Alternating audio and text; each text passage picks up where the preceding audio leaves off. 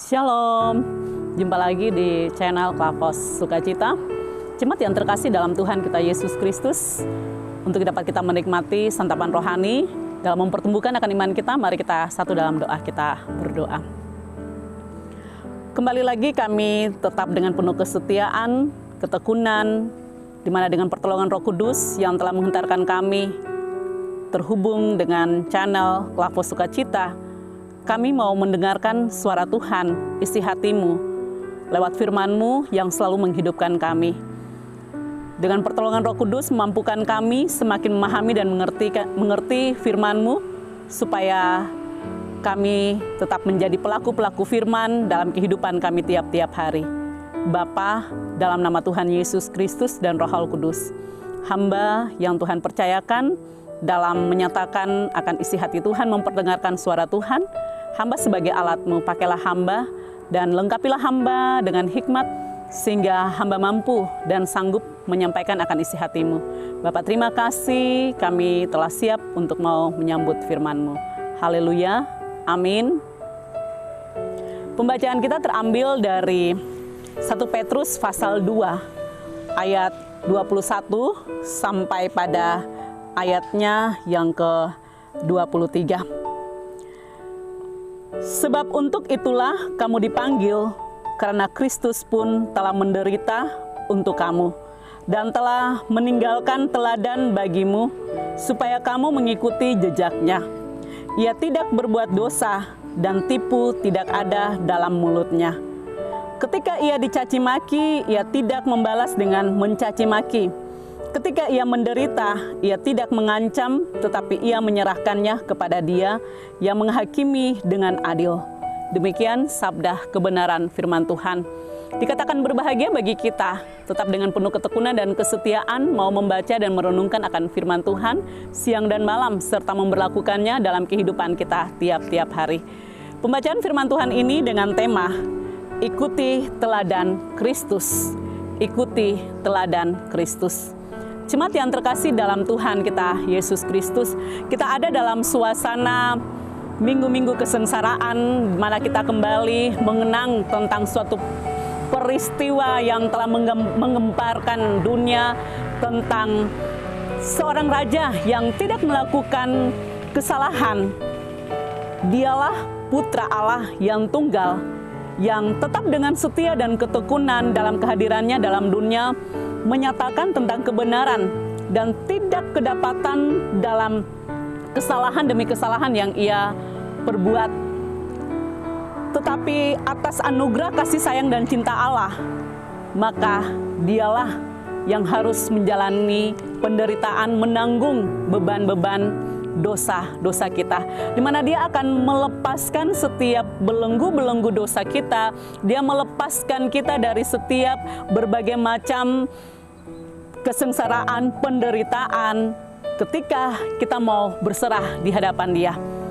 Dalam mengikut jejak langkah atau mengikuti teladan, sebagaimana Dialah sebagai contoh dan teladan bagi umat-umatnya. Kalau kita mau melihat tentang kehidupan Yesus Kristus, Ia memiliki dua sifat, sifat jasmani dan sifat rohani. Secara manusia, dengan memiliki sifat jasmani dalam menjalani penderitaan, sebelumnya kalau kita ikuti dan kita pelajari firman Tuhan, Yesus sendiri tidak mampu, tidak sanggup untuk menjalani penderitaan. Bahkan dalam doanya, Ia mengatakan kepada Bapa, lalukanlah cawan ini daripadaku. Itu berarti secara jasmani Ia tidak mampu, sangat berat. Tetapi secara rohani, sifat rohaninya, sifat ilahinya, Ia telah dipersiapkan, Ia telah diberikan kekuatan untuk harus Ia menjalani. Jemaat yang terkasih dalam Tuhan kita Yesus Kristus, mengikuti jejak langkah Yesus Kristus atau mengikuti Ia sebagai teladan dalam perjalanan kehidupan kebersamaan kita dengan Yesus, karena kita percaya kepada Dia yang adalah Tuhan kita. Kita juga dapat memiliki sifat jasmani dan sifat rohani. atau sifat secara ilahi yang dimana pasti orang akan bertanya, mengapa kita bisa memiliki sifat ilahi? Bagaimana caranya? Ketika hidup kita ini punya relasi baik dengan Allah, pasti kita memiliki sifat ilahi diberikan oleh Allah dalam kehidupan saya dan jemaat. Kemampuan Roh Kudus itulah yang tetap ada dalam kehidupan saya dan jemaat, supaya kita mampu dalam menjalani kehidupan penderitaan, di mana kita akan mengikuti teladan dalam penderitaan. Mengikuti teladan dalam penderitaan bersama-sama dengan Yesus bagi setiap umat yang percaya kepada Dia, yang telah menyatakan imannya di hadapan Allah, sebagaimana dia menjadi pengikut-pengikut Kristus yang setia. Ada janji Allah yang Tuhan akan nyatakan dan berikan dalam kehidupan saya dan jemaat sekalian. Maka jangan kita takut, jangan kita bimbang, jangan kita ragu, jangan kita putus asa dan hilang harapan, tetapi kita tetap menjadi umat yang mau menaruh iman sepenuhnya hanya di hadapan Allah kita. Ketika ada tantangan, cobaan yang datang silih berganti dalam kehidupan kita, jangan langsung kita mengatakan bahwa saya sudah berdoa 1, 2 kali, 3 kali, Tuhan tidak mendengar doa saya. Mungkin ini suatu takdir yang Tuhan telah berikan dalam kehidupan kita. Tidak ada kata takdir bagi orang Kristen. Orang Kristen harus memperjuangkan akan imannya dalam memperjuangkan iman di hadapan Allah, supaya ia dapat terbebas dari setiap belenggu-belenggu kesusahan, penderitaan, dan apapun, karena Dialah Tuhan yang dapat menanggung setiap beban-beban saya dan jemaat. Dan yang berikut, teladan tidak berdosa. Mengikuti teladan tidak berdosa sebenarnya bagi orang Kristen tidak susah. Ketika dia dengan penuh kerendahan hati, keterbukaan hati, ia mau menerima Kristus itu masuk dalam kehidupan dan dia memaknai, ia menerima dengan sukacita bahwa dan mengimani bahwa Kristus itu adalah sang penyelamat dalam kehidupannya, berarti ia mampu dan sanggup untuk menjalani kehidupan dan ia mau mengikuti apa yang Yesus telah tunjukkan dan Yesus telah beritakan di tengah-tengah dunia tentang jalan kebenaran yang akan memiliki keselamatan. Keselamatan yang akan kita dapati, maka kita akan mendapati kehidupan yang memiliki kelimpahan berkat yang ada dalam dunia ini dan juga kehidupan yang akan menikmati berkat kelak nanti. Jemaat yang terkasih dalam Tuhan kita Yesus Kristus, teladan tidak berdosa.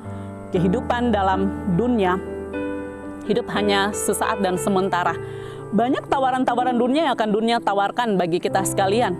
Tanpa sadar dan tidak sadar, seringkali ketika ada persoalan yang terjadi dengan adanya kesalahpahaman dalam kebersamaan kita dengan sesama, bahkan dalam kehidupan keluarga, bahkan di luar lingkungan, di lingkungan, kita mendapati satu persoalan, terkadang kita adanya emosi, kita lebih banyak mengeluarkan banyak kata-kata maki-makian, kata-kata kutukan, dan lain sebagainya.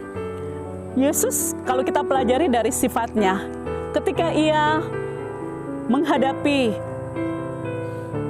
perjalanan, menghadapi penderitaan, ia tidak bantah, ia tidak melawan sampai ia harus rela mati di atas kayu salib, tetapi ia hanya cuma serahkan kepada Bapa dalam kerajaan sorga, karena ia percaya bahwa hak pembalasan itu adalah hak Bapa, hak Allah yang dapat memberikan hukuman kepada mereka.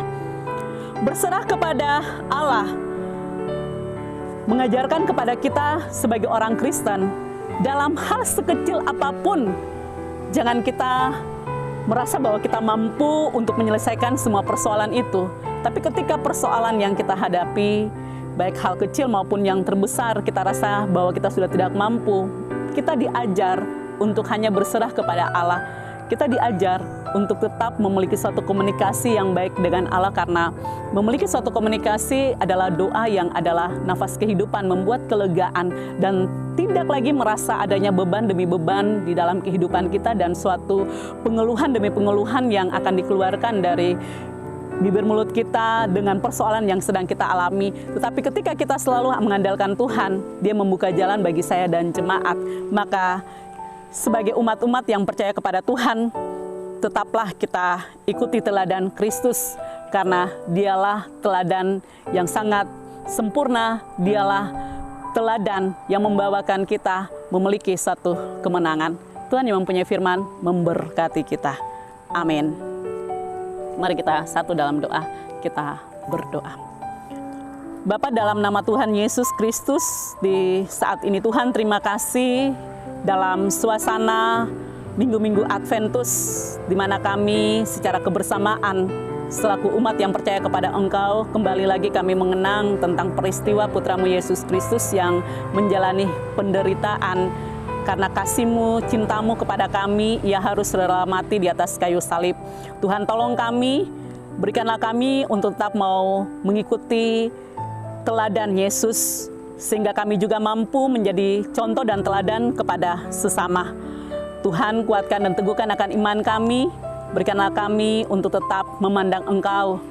Maka kami memiliki suatu komunikasi yang baik, kami mau mendoakan setiap umat-umat Tuhan yang telah dengan ketekunan dan kesetiaan keberadaan mereka pada channel Klavo Sukacita. Tuhan memberkati mereka, buka jalan bagi mereka yang ada dengan persoalan-persoalan yang sakit. Tuhan sembuhkan mereka, bahkan yang memiliki banyak persoalan, Tuhan memberikan kelegaan kepada mereka supaya mereka merasakan urapan dan kuasa mujizat Tuhan itu nyata dalam kehidupan mereka. Bapa memberkati, dan Tuhan sendiri yang turut campur tangan, karena hak pemerintahan ini adalah berasal dari Tuhan, sebagaimana bagi pemerintahan Kabupaten Sorong. Tuhan memberkati para pemimpin-pemimpin, berikanlah mereka hikmat, berikanlah mereka kekuatan, kemampuan, bahkan kesehatan dalam setiap tugas dan tanggung jawab, jabatan dan kedudukan yang Tuhan percayakan kepada mereka. Bahkan khususnya bagi Bapak Bupati Kabupaten Sorong, Tuhan selalu mau mendengar akan setiap seru doanya, dapat Engkau memberikan satu jawaban dalam perjalanan kepemimpinannya, karena ia hanya mengandalkan Engkau saja Bapa. Terima kasih Tuhan. Kami juga mau berdoa bagi mereka, setiap keluarga-keluarga yang telah turut campur tangan dalam mensponsor, bahkan juga dalam menopang akan pelayanan Klavo Sukacita ini. Tuhan memberkati mereka. Tuhan mencurahkan berkat melimpah dalam kehidupan mereka, sehingga mereka tetap merasakan berkat Tuhan tercurah mengalir dalam kehidupan mereka. Terima kasih Bapa. Kami sekalian selaku pelayan-pelayan dan kru, Tuhan memberkati kami, hikmat Tuhan menyertai kami, sehingga kami tetap mampu menjalankan tugas dan tanggung jawab kami dalam mewartakan firman Tuhan bagi umat-umat-Mu ini. Ini doa kami, ini permohonan kami. Terpuji nama-Mu kekal sampai selama-lamanya. Haleluya. Amin. Shalom. Tuhan memberkati.